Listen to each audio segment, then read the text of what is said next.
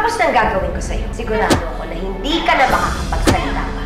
Kaya mo lang ang mga taong walang kalaban-laban. Pero kapag natatalo ka na, dadayain mo na. Tingnan mo nga yung mukha mo. Yan ang paalala sa'yo na totoo kang talunan. Tigas ang ulo mo, Catherine! Ano ba? Halika! Catherine! Bagay sa'yo ito para magtanda ka. Kasi matigas yung ulo mo. Mababayaran mo lang ako kung mapapatay kita. Kung gusto mo akong patayin, patayin mo na ako. Basta huwag mo lang idadamay ang anak ko. Patayin mo na ako! Madali naman akong kausap eh.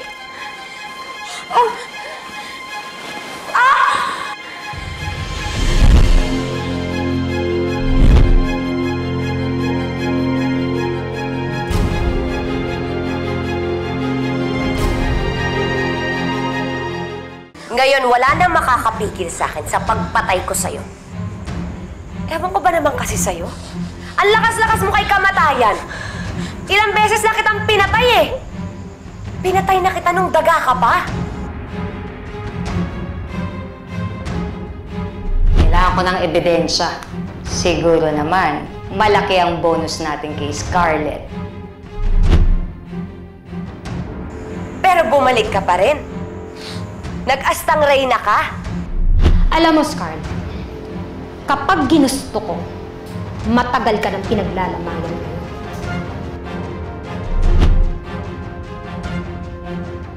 Ang ganda nitong auction, no? Ang daming magagandang items. Don't you think so, Scarlett? Hindi mo ba nagustuhan or nagtitipid ka? Kasi naalala ko kanina, sabi mo sa akin, hindi ka magpapatalo.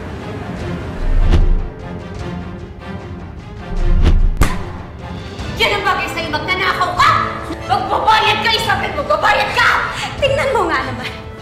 Di ba dati, akong pinapadampot mo sa mga gwardiya. Ngayon, ikaw na.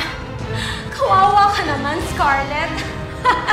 Panlamukha mo! Ayan ka! Pagkatapos, ilang beses na kitang pinatay. Hanggang sa kulungan, humihinga ka pa rin linta ka.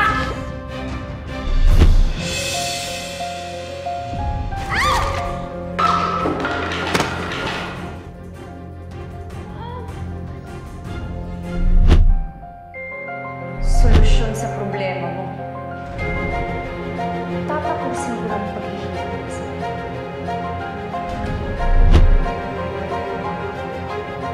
Wala namang sa-isay kung makikipag-away pa ako sa'yo eh.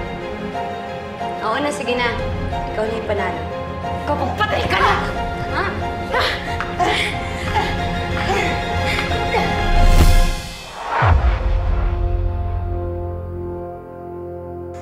Ano ka?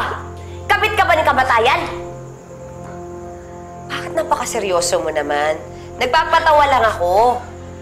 Inaalis ko lang yung pagiging tensyonado mo. Para naman sa kabaong kahit sa bugyang mukha mo, stress-free ka. Yun nga lang, may sugat ka. Ang dami mong sinasabi, Scarlett. Kung papatayin mo ko, patayin mo na ako.